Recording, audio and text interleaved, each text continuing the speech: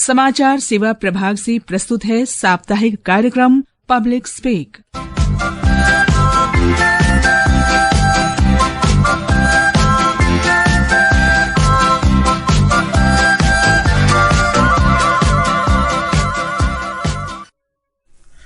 नमस्कार, public speak में आप सभी का स्वागत है। मैं हूं निखिल कुमार और आज का हमारा विषय है अग्नि सुरक्षा के उपायों से जानमाल की रक्षा।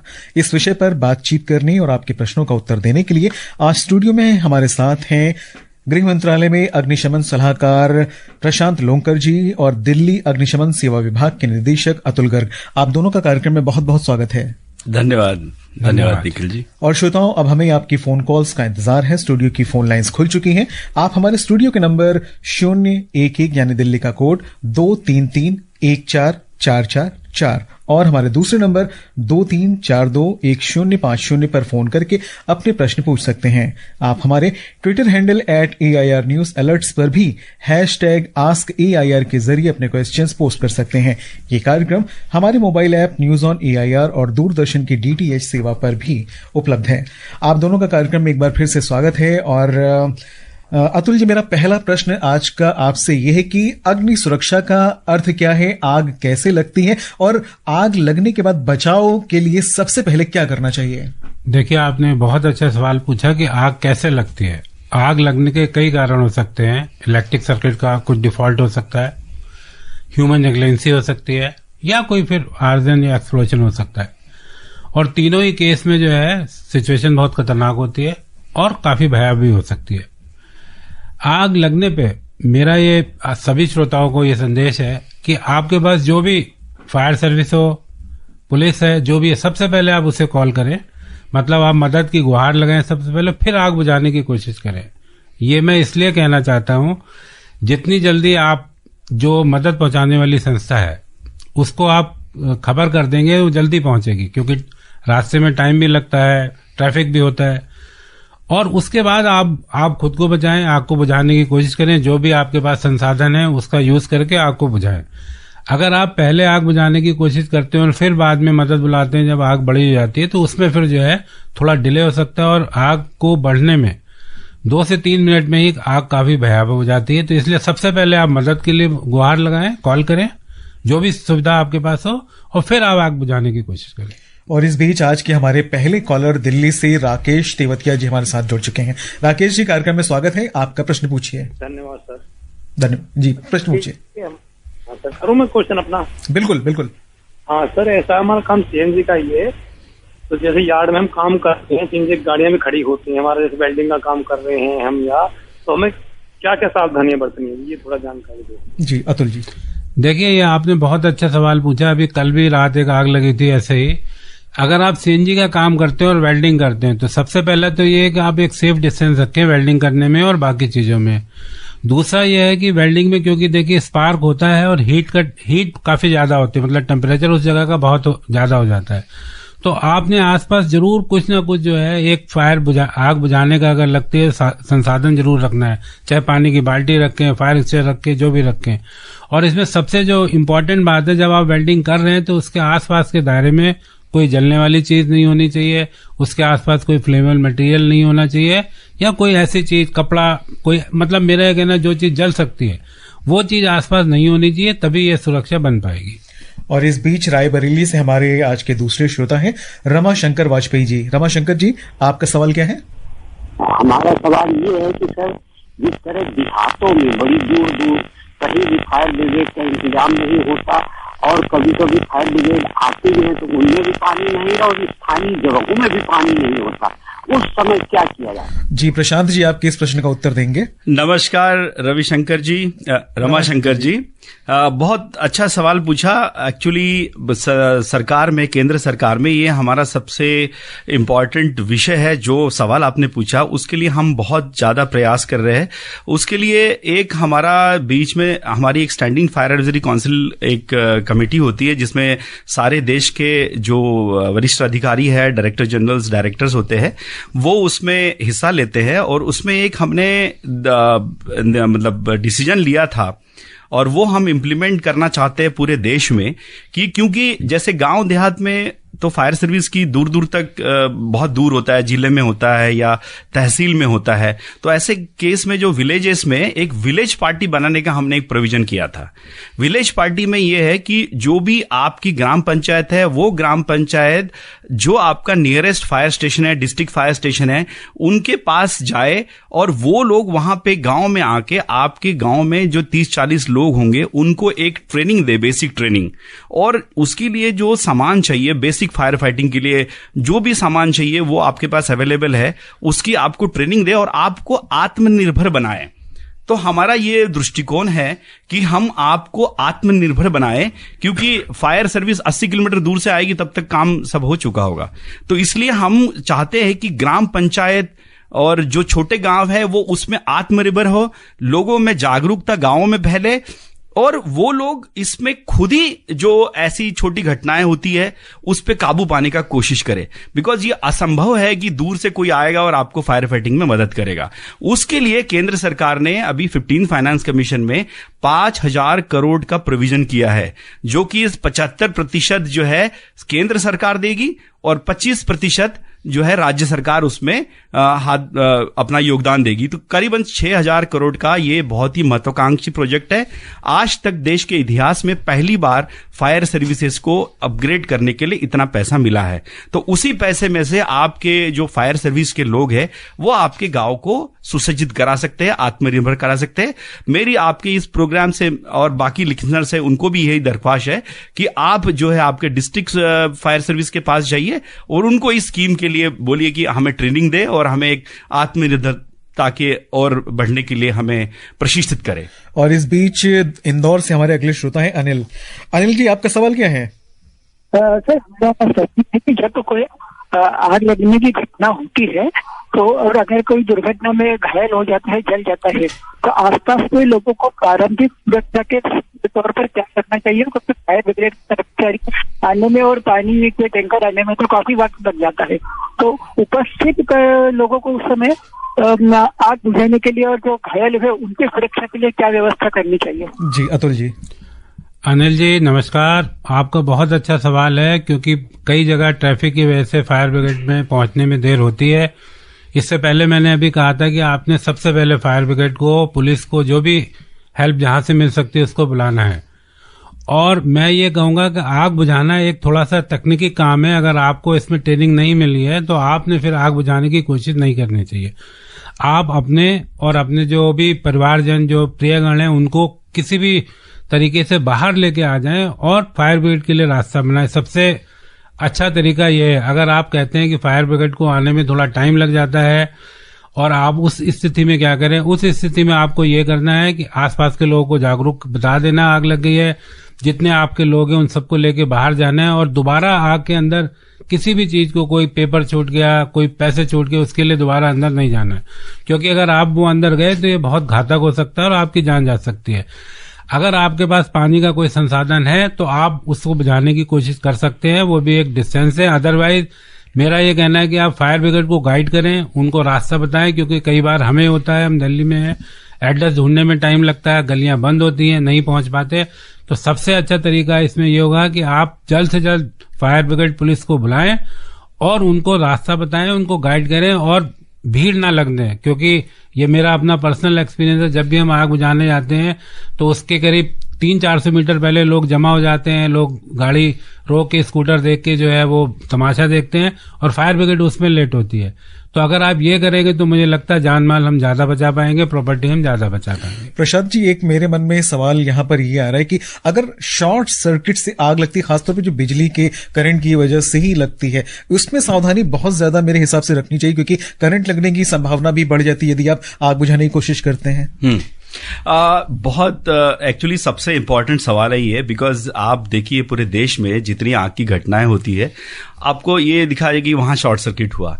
तो सबसे पहले इसकी जड़ को आपको खत्म करना चाहिए। जितनी आपकी इलेक्ट्रिकल इंस्टॉलेशंस है ये आपको थोड़ा सा समय लगेगा चेक करने में कि ये वायरिंग हमारे यहाँ ठीक है, इसकी जो इक्विपमेंट्स है वो प्रॉपर रेटिंग के है, हमारे पास जो एमसीबीज लगे हैं या जो भी यंत्र लगे हैं वो सही मापक के लगे हैं, और उसकी लगभग मतलब साल में कम से कम आधे साल में या साल में 1-2 बार उसकी जांच करें, और उसके बाद ये आपको शॉर्ट सर्किट का संभावना कभी नहीं होगा। जब आपके पास कोई नए इक्विपमेंट्स आते हैं तो एक बार इलेक्ट्रिशियन से ये जरूर पूछिए कि हमारा जो लोड बैलेंस है वो सही है नहीं है। ये पहला प्रिकॉशनरी मेजर्स है। अगर ये आपने कर दिया तो आपके यहां कभी भी शॉर्ट सर्किट नहीं होगा। उसके बाद छोटी छोटी चीजें कि आपने जैसे कोई कंडक्टर लेते हैं, कोई नया इक्विपमेंट लगाते हैं या 2 पिन लगाते हैं, उसको ज्वाइंट कर देते हैं, उसके बाद टेप नहीं लगाते हैं, तो ऐसे चीजें मत करिए। छोटे पैसे बचाने के चक्कर में बड़ी दुर्घटना टाली जा सकती है। ये प्रिवेंशन पे आप जरूर जोर दीजिए। दूसरा यह है कि अगर ऐसे समय में आपके यहां शॉर्ट सर्किट होता है, सबसे पहले आपको काम करना है कि आपके यहां से बिजली का जो मेन स्विच है बंद कर दीजिए। बिजली का मेन स्विच आपने बंद कर दिया तो आपको इलेक्ट्रिकेशन की संभावना 0 हो जाती है। उसके बाद फायर को फाइट करने के लिए पानी है या जो भी आपके पास सामान है उसका उपयोग आप जरूर कर सकते हैं। डेफिनेटली अभी जैसे गर्ग साहब ने बताया आपको कि उसके बाद फायर सर्विस को आप कॉल करिए और वो आपकी आगे की कार्रवाई होगी। और इस बीच में फरीदाबाद से अनवर बिहारी जी हमारे साथ फोन लाइन पर हैं।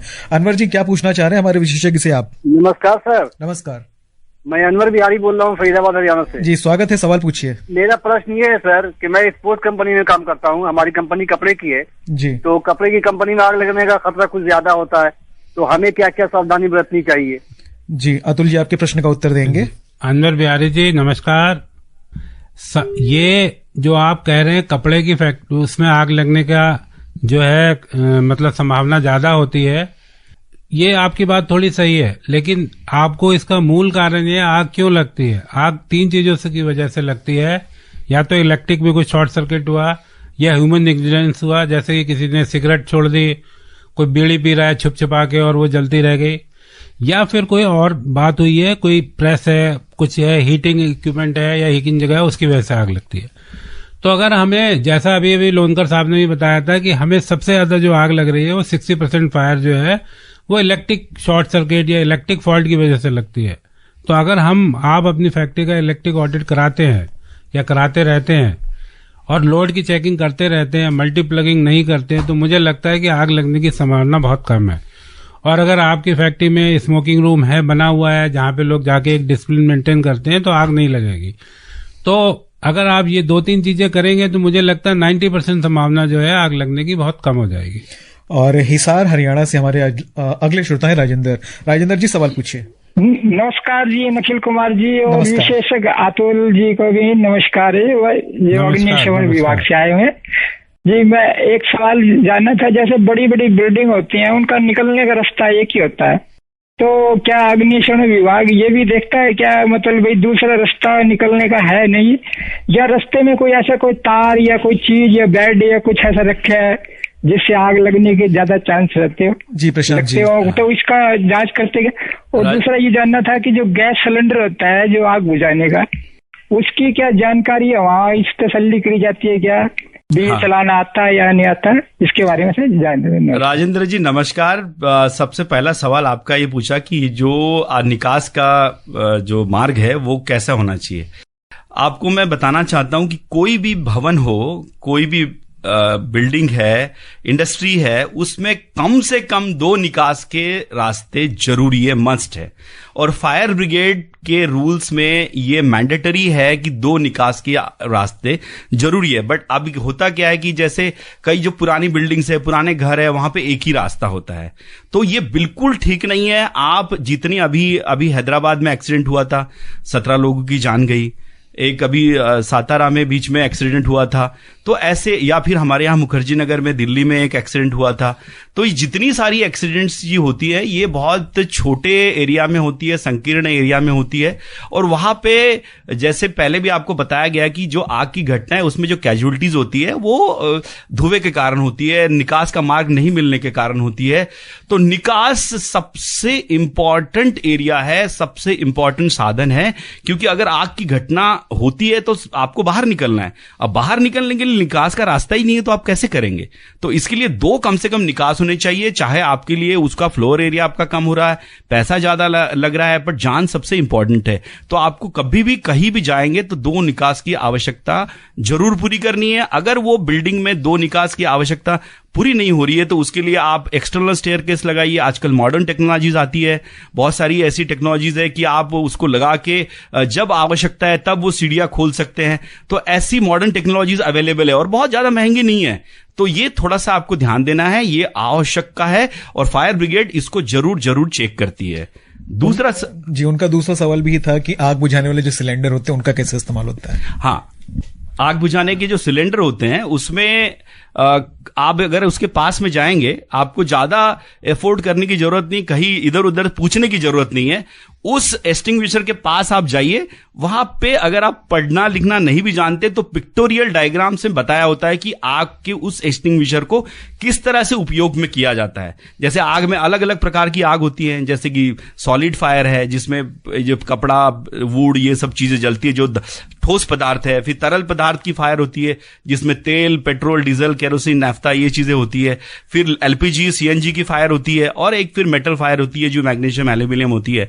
तो ये अलग अलग प्रकार की फायर है। उसमें जो वाटर टाइप एक्सटिंग्विशर होते हैं, फोम टाइप एक्सटिंग्विशर होते हैं। Water type extinguisher solid fire में यूज किए जाते हैं, ठोस पदार्थ पे यूज किए जाते हैं। लिक्विड फायर पे फोम एक्सटिंग्विशर यूज किए जाते हैं, जो फोम झाग जिसको कहते हैं कि जो तरल पदार्थ पे जैसे हमारा झाग होता है वो उस पे ढक जाता है लिक्विड पे और उस पे ऑक्सीजन का जो है बहाव कट किया जाता है और आग बुझती है। तीसरा है गैस फायर होती है। गैस फायर में डीसीपी, CO2 टाइप के एक्सटिंग्विशर्स यूज होते हैं। तो ये जनरली हमारे समाज में 3 ही प्रकार की आग होती है। ये जो बाकी मेटल फायर है वो इंडस्ट्री में होती है। तो आप किसी भी एक्सटिंग्विशर के पास में जाएंगे, उस पे ये पिक्टोरियल डायग्राम में आपको दर्शाया जाता है किस तरह से आपको आग बुझानी है। एक बार आप उसके पास में जाके बस 10 मिनट आप देख लीजिए, 5 मिनट देख लीजिए, आप नॉलेज इज द मतलब सक्सेस और नॉलेज इज एनलाइटमेंट, तो आपको पता चलेगा किस तरह से उपयोग होता है। और दिल्ली से हमारे अगले श्रोता NP सिंह जी हमारे साथ फोन लाइन पर हैं, सवाल पूछिए। सभी पैनलिस्ट को मेरा नमस्कार जी। नमस्कार। मेरा ना मतलब एक गोडाउन है 100 स्क्वायर फीट का, तो उसमें अब जैसे सॉलिड फायर का ही है सारा मटेरियल, लेकिन हम उसके लिए हम कितनी क्या कहते हैं फायर एक्सटिंग्विशर कितनी कैपेसिटी का होना चाहिए। बाकी क्वेश्चन तो यही था कि वो कौन कौन सा फायर होती है, वो आपने पहले ही बता दिया। और दूसरा है कि हमारी फैक्ट्री में बॉयलर है, तो बॉयलर के लिए जैसे कोई फटने का बड़ी घटना हो जाती है तो हमें उस बॉयलर के प्रिकॉशन के लिए क्या चीजें हम अपने पास अपनी सुरक्षा के लिए कर सकते हैं।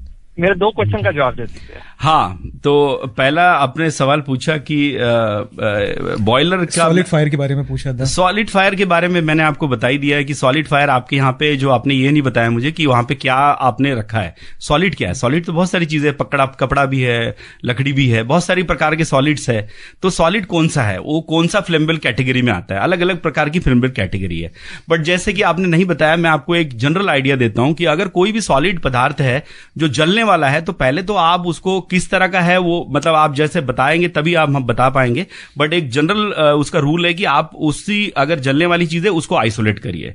वहां पे आपका जो इलेक्ट्रिकल वायरिंग है वो कंसोल्ड हो, एनक्लोज हो, वो स्पार्किंग, आर्सिंग की वहां पे संभावना ना हो, उसका रेगुलर चेकअप हो। और बाकी आपने कहा एक्सटिंग्विशर्स, तो अभी वो रूम कितना बड़ा है उस पर निर्भर करता है। जैसे एक फायर एक्सटिंग्विशर्स जो है हमारे ट्रैवल डिस्टेंस में, जो कहते हैं कि 15 मीटर के ट्रैवल डिस्टेंस में एक फायर एक्सटिंग्विशर होना चाहिए, या 100 मीटर स्क्वायर एरिया में एक फायर एक्सटिंग्विशर होना चाहिए। बट अब वो नॉर्मल एरिया में, रेसिडेंशियल एरिया में है। बट जब जहां पे आप स्टोरेज की बात आती है तो हमारी बिल्डिंग की 9 कैटेगरीज है, जो रेसिडेंशियल लेके तो हजार्डस एरिया में। तो स्टोरेज जो है वो हमारे हिसाब से काफी खतरे वाला एरिया होता है। तो स्टोरेज में किस प्रकार का स्टोरेज है, एक्सप्लोजिव है, नॉर्मल स्टोरेज है, तो उसके हिसाब से उसमें बहुत सारे सिस्टम्स का डिजाइन भी किया जाता है। नेशनल बिल्डिंग कोड के उसमें ये सारी प्रावधान दिया है कि किस तरह का मटेरियल है, उसकी कैसे रक्षा की जाए। स्प्रिंकलर सिस्टम लगनी है, वहां पे डिटेक्शन सिस्टम लगनी है, या आपको हाइड्रेंट सिस्टम लगाना है, कितना पानी चाहिए, वो सारा निर्भर करता है कि जलने वाला पदार्थ आपने स्टोरेज क्या किया है। बट सबसे इंपॉर्टेंट है कि उसको कंपार्टमेंटेशन करना है, उसको अलग से रखना है, जो वहां पे फ्लेमेबल मटेरियल और जो जलने आग लगने के लिए जो चिंगारी चाहिए, एक कहते हैं कि आग लगने वाला सामान जो आपके पास है, दूसरा है उसका जो स्पार्किंग है, आर्सिंग है, जो जिससे आग जलेगी। तो ये चीजों का संयोग साथ में नहीं होना चाहिए, दोनों अलग होने चाहिए, ये ध्यान आपने रखना चाहिए। बॉयलर के बारे में आपने जो पूछा, ये अपने आप में बहुत बड़ा सब्जेक्ट है, मैकेनिकल इंजीनियर्स इसमें काफी प्रकाश डालेंगे। बट बॉयलर्स में आपका एक अपने आप में पूरा एसओपी होता है, स्टैंडर्ड ऑपरेटिंग प्रोसीजर होता है। जब भी बॉयलर इंजीनियर्स आपके पास आते हैं इंस्टॉल करने के लिए, तो उसका एक सेफ डिजाइन प्रेशर होता है, उतना ऑपरेटिंग प्रेशर होता है, उसकी जो टेस्ट होती है अलग अलग प्रकार की, और उसमें प्रेशर रिलीफ वाल्व होता है, वो इतने प्रेशर पे और इतने टेम्परेचर पे ही वो काम करना चाहिए। उसके ऊपर अगर वो प्रेशर चला जाता है तो बॉयलर फटेगा। तो वो आपको मॉनिटर करना है, आपके पास कंट्रोल रूम होनी चाहिए, आपकी स्टैंडर्ड ऑपरेटिंग प्रोसीजर्स डिफाइंड होनी चाहिए कि आपका बॉयलर काम कर रहा है तो आपने क्या क्या पैरामीटर्स चेक करने हैं, उसका टेम्परेचर कितना जा रहा है, उसका प्रेशर कितना जा रहा है, वहां पे आसपास लोग क्या काम कर रहे हैं, वहां पे वायरिंग कैसी है, रेगुलर मेंटेनेंस उसका हो रहा है कि नहीं हो रहा है, रेगुलर प्रिवेंटिव मेंटेनेंस आप उसका कर रहे हैं कि नहीं है। तो हर रोज उसका प्रिवेंटिव मेंटेनेंस होता है, वो आपने किया है, उसमें जो चेक्स है वो चेक्स एंड बैलेंसेस आपने किए हैं। आपका जो प्रेशर रिलीफ वॉल है वो सही काम कर रहा है नहीं कर रहा है, पता चला कि आपका वो प्रेशर रिलीफ वॉल कंपनी ने बैठाया, फिर 2 साल बाद आपने उसका उपयोग किया और वो कभी आपने उसका उपयोग नहीं किया। तो ये सारी चीजें आपको चेक करनी है। मेरा यही आपको दरख्वास्त है कि एक्सपर्ट से, आप जो बॉयलर एक्सपर्ट है उस पर जरूर एक बार राय। एनपी सिंह जी, मैं एक चीज और बताना पाऊंगा, छोटी सी टिप देता हूं जिससे आपके यहाँ कभी आग ना लगेगा। अगर आपका स्टोरेज 100 मीटर का गोडाउन है, आप इलेक्ट्रिक स्विच, इलेक्ट्रिक सिस्टम सब गोडाउन से बाहर ले जाइए। दूसरा, जो अंदर लाइट्स है उसके पास कुछ जगह छोड़िए, वहां पे सामान स्टोर ना करें। मैंने देखा सामान आप बिल्कुल छत तक स्टोर कर देते हैं और कभी भी उसमें स्पार्क हुआ, कुछ हुआ तो आग लगने, तो आप electric system, electric switch, electric board सब गोडाउन से बाहर ले आइए और जहां पे लाइट, फैन, जो भी चीज है उसके आसपास जगह छोड़िए। वो इसलिए कि इनकेस अभी फायर स्पार्क हो तो आग वहां लगेगी नहीं, तो इससे आपके गोडाउन में कभी आग लगेगी नहीं। बहुत बहुत धन्यवाद। और इस बीच सोलापुर महाराष्ट्र से अगले श्रोता है प्रकाश जी। प्रकाश जी, आपका सवाल क्या है?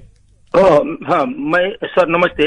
नमस्ते। नमस्कार। Hello hello. हाँ जी, सवाल पूछिए आपका। मेरा सवाल है, मैं प्रकाश राउत सोलापुर महाराष्ट्र से बोल रहा हूँ।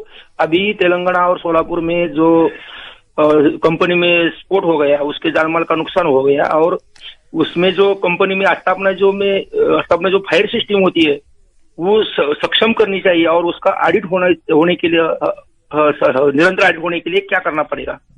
ये प्रकाश जी नमस्कार, आपने बिल्कुल ठीक बात कही है। कंपनी का ऑडिट हमेशा होना चाहिए और हर शहर की फायर ब्रिगेड हर 3 साल में हर एक कंपनी का, हर एक बिल्डिंग का ऑडिट करती है।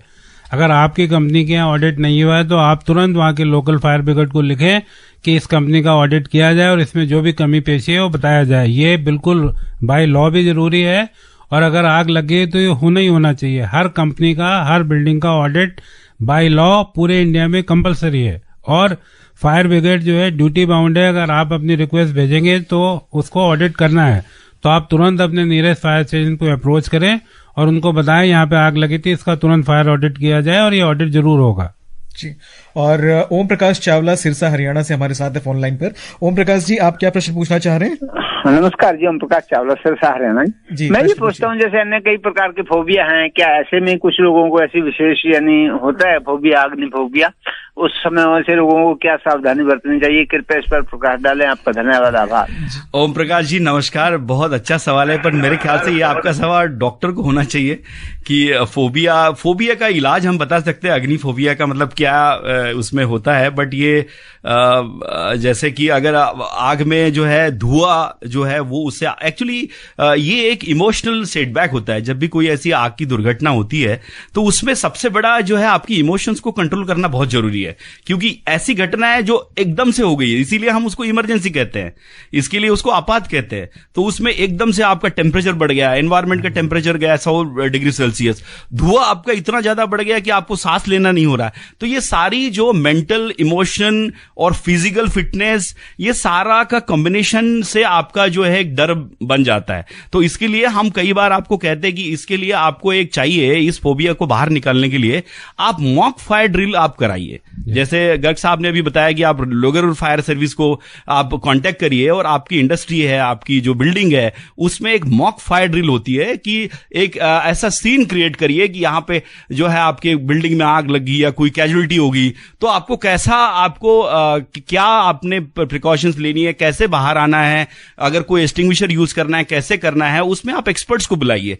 तो आप अगर उस प्रोसेस से जाएंगे ना, मॉक जिसको हम सिमुलेटर ट्रेनिंग आजकल होती है सब जगह पे, तो उससे आप उस प्रोसेस से जाएंगे तो वो इमोशनल ट्रॉमा से भी आप गुजरेंगे, तो आपको ये पता चलेगा कि इसको कंट्रोल कैसे करना है। जैसे मेरी बर्ग साहब से बात हो रही थी तो उन्होंने कहा था कि उन्होंने एक ट्रेनिंग में एक बच्ची को बताया था कि कैसे बाहर निकलना है क्रॉलिंग करके, तो उसने एक अपने दादा दादी की जान बचाई। गर्ग साहब शायद उस पर फोकस करेंगे। तो इस तरह से आप एक ऐसा ट्रेनिंग लीजिए, मॉकड्रिल करिए आप लोगों को मिलके, तो इस फोबिया से आप बाहर निकलेंगे। और ऐसी आपात की घटना होती है तो 100% आप बहुत अच्छे से इसको उसको सामना कर पाएंगे। एक और हमारे श्रोता इस बीच हमारे साथ फोन लाइन पर है, श्रीपद जी हैं पुणे महाराष्ट्र से। स्वागत है आपका, सवाल पूछिए।